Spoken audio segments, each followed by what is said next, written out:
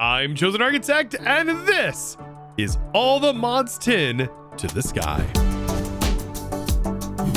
Now, jumping back into some more all the mods 10 to the skies, boy, oh boy, are we going to be changing a lot today. And we're going to be expanding our base. But today, I want to get Flight up and running.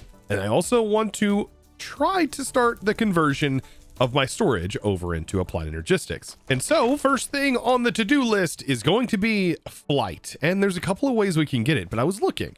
I think there is a really easy way for me to get it now that we have a mob farm. And that is by going into ours and, well, making ourselves a Vitalik source link. See, the Vitalik source link can utilize the death of our mobs inside of our mob farm to quite literally generate source. And it is a pretty powerful method of doing this.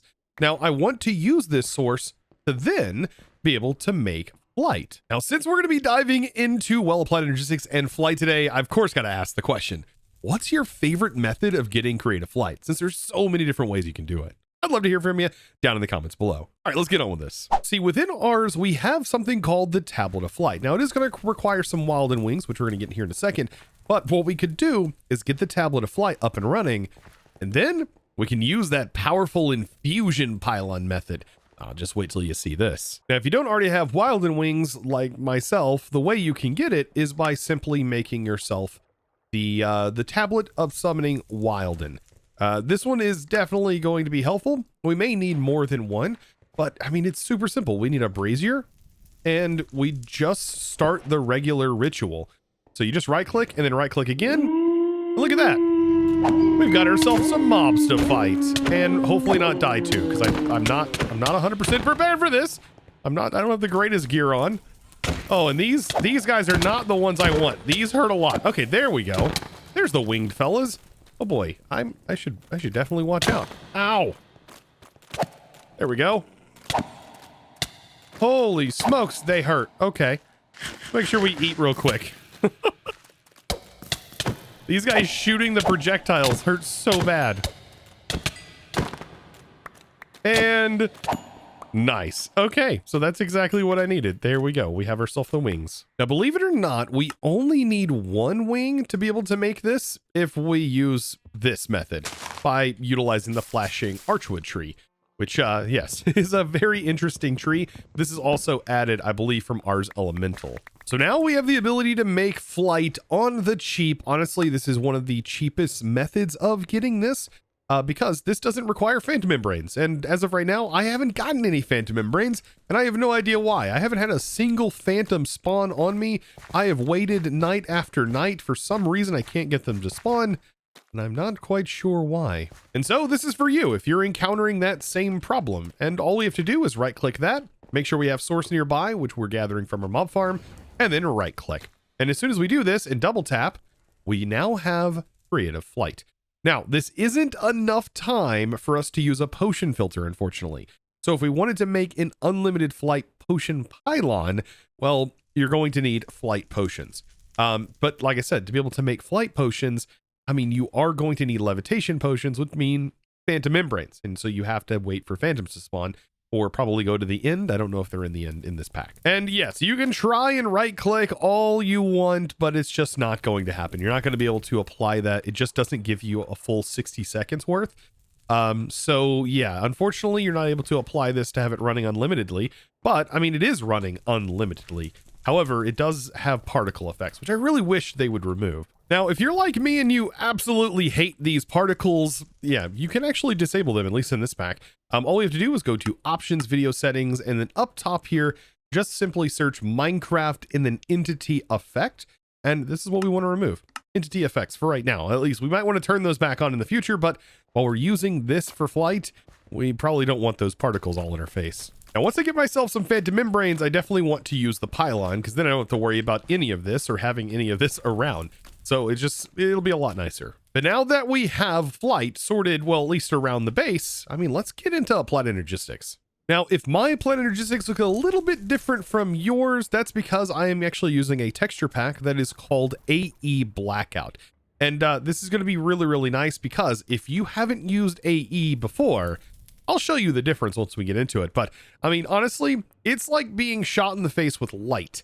It is such a bright UI, way brighter feeling than the default. And so I typically like the much darker version, and yeah, it's actually pretty nice. There's also a darker version that is just for the GUI, but I mean, I like actually the textures too. It's going to be very fitting too with our whole base area. So definitely check it out. It is called AE2 Blackout. You can of course find it on CurseForge. Now, what exactly do we need to get started with this? Well, we're going to need a few of the inscribers. I mean, that's basically it. And there's going to be an interesting way that we have to get our presses for our inscribers. And for this, I always recommend making at least 5. And I'm just going to go ahead and throw them right onto our power connectors as of right now. That way we can have some nice direct power, and thankfully AE just runs right off of regular RF now. Now I know last time for iron sheets, I ended up using the forge hammer, but we can actually get it a little bit cheaper if we use an engineer's hammer. This gives us 1-to-1, which is always nice, and I don't know why I forgot about this last episode. But we're going to need those sheets because this is actually how we are going to get our inscriber presses, which are going to allow us to get started with this mod. So notice we are going to need skystone dust, which we have plenty of inside of here. We're also going to need some Certus, and we're going to need like, let's see, Certus dust. And the Certus dust is one of the ways that we're actually going to get silicon. So we can throw this into the chest here. That should smelt it up, and we'll have plenty of silicon before we know it. So let's go ahead and get our presses in. But first, I do want to show you here. This is what it looks like with the dark version. So this is with the AE Blackout, and this is default. So yeah, as you can see, it's almost like getting flashbanged. And I feel like for some reason, this is much brighter than this. Like, yeah, it 100% is different colors. And I tell you what, it's even more prominent once we get the terminal up and running. But anyways, let's go ahead and get this started. So yes, this is going to take a little bit, and we just got to get one of each started. So I'm going to put the diamond in, we'll get the plate, the skystone dust in the top, and then silicon press, and this is going to be our processing press. This is how I've always done AE, and will continue to probably do AE. It's just one of the easiest ways to get started. We'll dump this into here, and yes, one of the first things we really need, believe it or not, is Certus crystal, as this is what's going to allow us to speed this up first. But I've waited a while to be able to start this episode and be able to actually get into AE because I wanted resources to be able to do it. I really don't like getting into AE and having to fumble and kind of rebuild my system because I don't have the resources to actually make one that is worthwhile. So this prevented me from needing to, well, need to build and tear down and build and tear down over and over again. We can kind of start to work on one central location for our network and actually have the resources to build it. So let's take all of our resources, like I mentioned, and I'm going to throw this in here. We have our circuit, all of that fun stuff. It's super, super simple to get this all up and running. And once we have our calculation, this is where we can make advanced cards, and then these advanced cards can be used to make accelerator upgrades. But accelerator upgrades are going to require Flux crystals, and so this means we need to dip some Certus quartz into some water. And thankfully, through our sieving, we actually get charged Certus, which is really nice. We don't even have to use a charger to be able to get it. If you did need to charge it, well, of course, you can use a charger with some hoppers. It's super, super simple to get set up. But we are going to need this. We're going to need a little bit of redstone, and we just toss in equal amounts into some water. We wait, and the most satisfying process happens. Yes, Flux crystals. You gotta love it. And we're gonna need exactly 20 of these, and this is going to speed this process up even more. So we'll just drop all of these cards up in here. There we go, and you can see how much quicker this is at processing once it's at max speed. And that's basically it. We've beaten Applied Energistics. We're done. I'm just kidding, because we're also gonna have to crush some Flux. Yeah, we gotta get some Flux dust.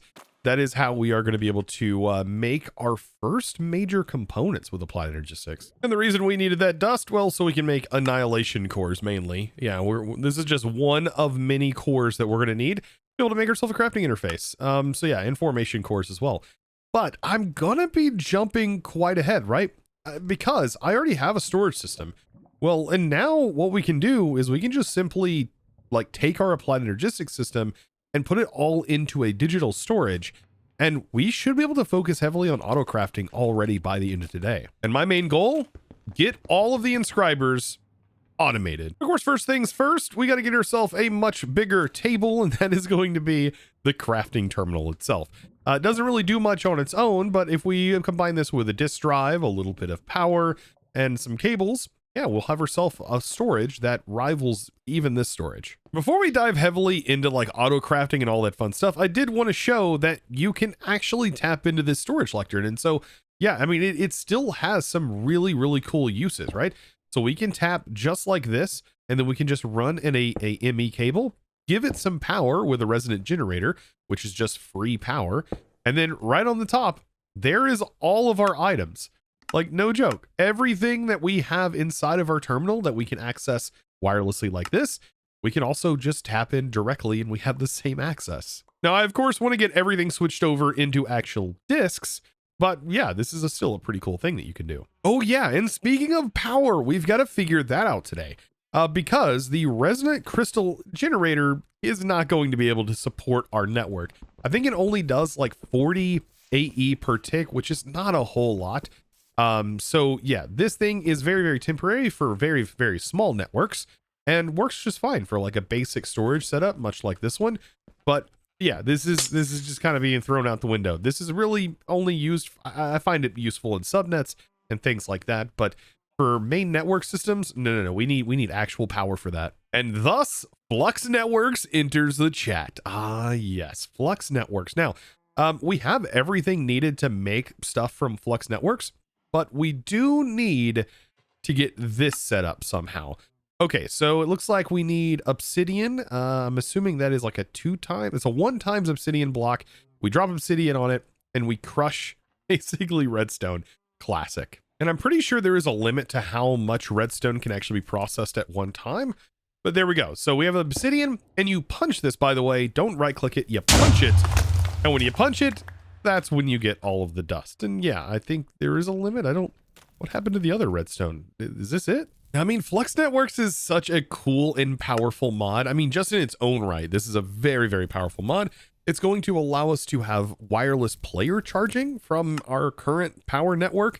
And we also have the ability to wirelessly send power around. Also incredibly powerful. So the only real things that we're going to need is a Flux controller. This is mainly for wireless player charging. And then we have Flux points and Flux plugs. Very, very easy to understand. A plug is what we plug into a power source. And so, for example, this can be plugged into the Flux, the power right here. And then a point is something that's pointy that we stick into something to charge, right? So yes, this is probably the best way to kind of understand that. But plugs are what receive power, and then points are what send out power. To create a network, we just hit the create new network button, which is very, very easy. You can leave it the default name if you want, or you can rename it. I usually like to call my first network main, but you can call it whatever and set it to whatever color you want. Green is pretty good. And in my case, I'm going to set it to public, but if you're on a server, you might want to set this to private or encrypted if you're playing with your friends. But because I like to share the world downloads, I usually like to set it to public. There's a lot of commands you still have to use anyways. But anyways, let's create the world.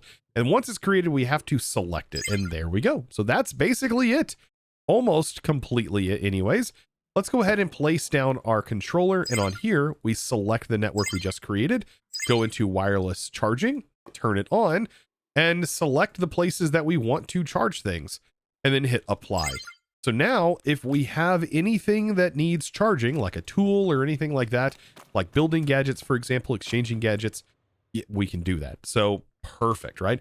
So speaking of gadgets, let's go ahead and grab the building gadget, right? And just to show you, that should start to charge up instantly in our inventory. It's that quick. Like I said, I wanted to dive headfirst into applied Energistics. So I am going to be making myself some controllers here.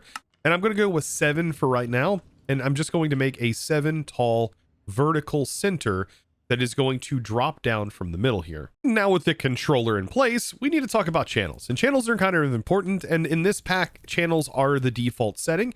So yeah, the way that it normally works is how it normally works. Now, the main concept is we have 2 numbers. We have 32 channels and we have 8 channels. And that's basically the only 2 numbers we need to remember. And then the other important information is a controller's face. All sides of the faces of the controller here can carry 32 individual channels, right? And then outside of that, the only other thing that can carry 32 channels is dense cables specifically. And then we have everything else. Everything else can carry 8 channels. And keep in mind that if they are connected to another line of cables, that then becomes its own network. So you don't want to mix and match your different channel networks. You want to keep them separate. You want to keep them clean, because otherwise you'll run into a situation where you run out of channels. When you run out of channels, well, your stuff stops working. Now, keep in mind, for me right now, this is not my finished setup. I usually like to go with a 7x7 cube, and that usually lasts me through just about any series. And I don't usually need any more channels than that. But I mean, this setup right here alone is good enough to get us started with autocrafting. And if you set up a mob farm like I did, you are going to have plenty of wool. And we are going to need lots of wool for our cables. This is how we're going to make dense cables. Oh, and by the way, to be able to make the cables, you can cover your cables, which I do like covered cables. And I like converting these into smart cables, which utilize redstone and glowstone. It kind of gives you a visual on your channels. But yes, we take these and then combine them, and you can see it takes the same amount, which would be 8, 16, and then ends up being 32, right? That's how many channels you can support inside of here. So that's another good way of thinking about it. A dense cable is basically 4 of the regular cables inside of the one. And then just like I was saying earlier, we take these cables and we also want to convert these into smart cables. Might as well. Now back to the controller, I'm going to use the point, and this is where we can send direct RF power to it and we get our nice rainbow. So I'm getting things prepped up. I have myself some ME drives down here, which are just simply connected to these dense cables, and then regular cables are flowing down on those. But up here, this is where I actually want to go ahead and get my first pattern provider. Like I said, these aren't going to be permanent. It's just going to get me up and running. And so we can make ourselves an auto-crafting assembler setup by simply having some pattern providers and crisscrossing them, making sure they are touching at least one of the molecular assemblers. And we're going to put 8 of the pattern providers because that is going to use up 8 channels, and it makes things all super nice for us to kind of put together. So there we go. Network Apprentice. Technically, that happened because we have used 8 channels. So how do we get the 8 channels? Well, we just simply need to take our cables from here and carry a set of 8 off of our 32 and get it plugged in. Now we can't do auto crafting without having ourselves a CPU. So we are going to need some crafting units, and we're going to need, well, some crafting CPUs, or at least one. And just getting started, I like to use 3 of the co-processing units and then a singular storage. And we don't even have to go very long, or very large. A 16K, like, it's probably more than enough for right now. So just need to craft up a 16K unit here and then throw that into this, a housing. Well, actually, we need to make sure it's the right housing. This is another reason, like, for some reason, the R storage sometimes will just completely forget what you're doing over here. And yeah, it is kind of a pain. I'm pretty excited to actually get out of this. There we go. Okay, there is our storage CPU. And I mean, like I said, that's basically all we need. So on this side, we can go ahead and run a cable. It's nothing crazy here. Just run it over here. We have 1, 2, 3. And it's not going to connect until we add this, but this only uses 1 channel. And there we go. There's the CPU that is going to allow the pattern provider to work. Oh yeah, we need to be able to make patterns, don't we? And we also need to give it somewhere to read from. So that's where I'm going to technically attach it to here for right now. And inside of here, we can now see all of our ingredients. I like to do descending, and we sort by number of items. There we go. That keeps it nice and clean. So let's make ourselves a pattern terminal, and voila, there we go. We now have access to making patterns. And so we make our first pattern, and then I always do this. This is the first pattern you always make, is a pattern to make more patterns. And so this is going to be our first pattern we encode, and we can do all kinds of patterns in here. Smithing table can be automated. You can also automate stone cutting and regular crafts, all from this. Yeah, all within the pattern provider system. So yeah, we take this pattern, we can put it into here, and we're ready to go. There's also a terminal, by the way, that allows you to access those, which we are going to set up soon. Well, you don't have to run down to your molecular assembler setup. You can just quite literally put it into the terminal. Now, just to make sure everything is working and we already have auto crafting, let's go ahead and craft one, and looky there, voila, already ready to go. Now we're not done just yet. No. Remember, to be able to actually automate most of the stuff from Applied Energistics, we have to have the inscribers automated. So up here, we are going to have to set up a line of inscribers.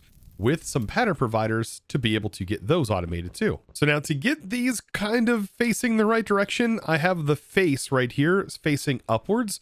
And that's because this is technically an automatic output side, which is going to be kind of useful here in a second. So what I'm doing is just rotating them until they're facing up, just like so.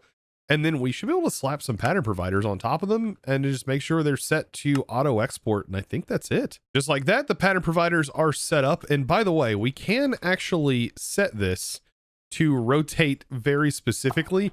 It doesn't work very well if you have them already placed in. So let's go ahead and get this and make sure these are facing down, just to make sure that they don't automatically try to send into the other pattern providers. Usually they're pretty smart about it, but you never know. Now, by the way, when making patterns for this, it is quite simple. Underneath the processing, we just need to place in a recipe for the main product, and then we spit out this. And then same goes for all of these, right? We just need to make sure we actually remove the press itself from the recipe. Everything else should just fall into place. It should just work just fine. And then we need to just make sure that we put the correct pattern into the correct spot. For example, this is for engineering. What do we have in here? Engineering. And there we go. Logic. And that's it. So we have our processing, same basic array. We just need to make sure each one of these is set to auto export. And we want to make sure they can only be sent through the extraction side, which the face is an extraction side. And I guess let's go ahead and test this. Let's middle mouse click to request some more. And let's say 10 more and start that. And we should see the process is actually happening down here if all was done correctly. There's the items going in. Oh, that's right. For some reason, I think if we do turn these like this, it doesn't send power to the inscribers. But that's okay, because the inscribers themselves don't actually use, they don't actually use any channels. So they can just receive some power like this. And now they're going to work. Okay, so yeah, and you can see it's doing the process over here, sending it back into the network. Oh boy. And then we should get a toast notification when it is finished. And, or not. Maybe that's not a default setting. If we go to the settings here, notify about finished crafting jobs. Well, it didn't notify me, so yeah, I'm assuming, I actually don't know why. But it did finish because we don't have any more crafting jobs. So it worked. And that, my friends, is probably the crudest applied energistics system I've built in a long time. Oh, but I'm not done yet. No. We actually need wireless power access because currently we have wireless access for this. So I don't want to leave and jump into applied energistics without having the same system. Also, the wireless system from applied energistics is so good. Oh man, it allows you to like literally click and pull blocks out of your storage system. It's great. Just a middle mouse click to be able to pull it out of your system is amazing. It also leads us into something we can't forget. Energy cells are very, very important in an applied energistics system. You need energy cells.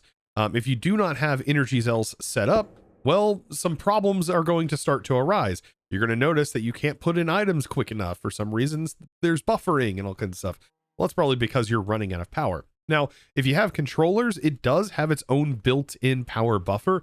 But yeah, whenever you start setting up more things, you are going to need larger power buffers, and having at least a regular energy cell is going to be worth it. But I think we need dense energy cells, by the way, to be able to actually make our terminal. Oh yeah, and yes, it definitely does require a dense energy cell to be able to make the wireless terminal. So perfect, I now have a wireless terminal, and this will charge up in my inventory because we just set up the wireless charging. So that should be ready to go, but we also need a connection point to be able to connect it to. And that thing to hook it to, well, that's going to be the ME wireless access point. So let's go ahead and take this, and we can place this really anywhere. Right now, I'm just going to connect it onto the back side of this. And all we have to do is place our terminal in and link it up. But that's not the only thing we can link up. You can also link up things like the building gadget in here. And now the building gadget is bound to our applied energistics system, allowing us to pull items directly from it. It's actually ridiculous. And now, just like our R storage, I can actually bind this to its own keybind as well, which I'm definitely going to want to do and override the one I'm using, which is Control E. And so we're basically all set. I put it in my curio slot and I can hit Control E to access my storage terminal, but not from super far away. No, we would actually need to put some range upgrades in here, I believe. As of right now, we can only reach about 16 blocks away from this source. But honestly, to be able to cover our island, we're not going to need very many boosters. I think like even that should be fine. That's like 30, let's see, 30 range. 40 range is more than fine, I think. Yeah, we'll easily be able to reach everything. But there's actually several ways that we can make this cross-dimensional, and it's very, very simple. And so this just about checks everything off the list. There's only one more thing left to do. Yeah, and that's actually remove this storage and move it 100% into Applied Energistics. So time for me to make a few cells, and I think that only like, I think an entire drive of 1Ks is probably going to be enough to house everything that's in here. But just in case, I'm going to make a couple of higher tier, like 4K cells and put them in another disk drive. But I mean, I'm only going to fill these first ones with 1Ks. So now I have an entire drive filled with 1Ks. And I'm not kidding when I say how easy this is going to be to transfer this in. I just simply need to have him scooch over a little bit. Just grab the storage bus and replace the storage bus with an import bus. And it's going to be very, very quick. We're just simply going to import all of this in, put the acceleration cards in, and all of our stuff is going to disappear rapidly. And with Applied Energistics, there is this ramp up period that does take place. And so after a moment, you're going to see it's going to just completely clear this out, assuming that I have enough space because of the typing situation. But I think we're going to have more than enough space here. And yeah, AE can get incredibly fast. As you can see, I mean, it is just tearing through the storage and getting faster and faster and faster. That, my friends, is it. There is no longer anything left inside the lectern. So goodbye to the lectern for now. You may be used in the future. And say hello to the new future that is everything Applied Energistics moving forward. And oh boy, when I say everything, it can literally do everything. Power, all kinds of stuff. Item, fluid transfer. AE is by far one of the most powerful mods in modded Minecraft. Oh, hey, look, there's the phantoms. Oh my goodness. Well, it looks like we may be getting flight early. Oh, look at there. Come on, just one. That's all I need is one. And that one didn't drop one, but that one did. That's all I really need. You know what? We can always grab a mob swab of a phantom too, since we're here. Might as well. This will allow us in the future to maybe make a spawn egg for it. And just like that, we have ourselves actual creative flight, which I think we're going to set up next episode. Because you know what? Today, we're just all out of time. Look at that. All of that stuff in that storage barely even touched these drives. Wild. And you know what? If you did enjoy today's episode, be sure to click that subscribe button if you haven't already, and give this video a huge thumbs up. And also check out the Discord. Ow! List down in the description below. You can find it down there along with my my pinned comment of the day. So definitely check that out too. And well, with that being said, it's time to thank the amazing supporter of today's episode. And that amazing thanks is going to go out to Cursed Blaze. Thank you so much for your amazing support in choosing to support me over on the Discord, by becoming a Discord premium member and supporting this content in one of the best ways possible, you absolute boss. And just for you guys who stuck around, as a huge thanks, well, remember how earlier I said you could pick block? Well, you click that little button, turn on the pick block, and now if you have it in your Applied Energistics system, you can middle mouse click on your scroll wheel, and it allows you to pull the items directly out of your AE system without even opening the terminal. And guys, I hope you enjoyed today's video. I'll see you in the next one. And as always, thanks for watching.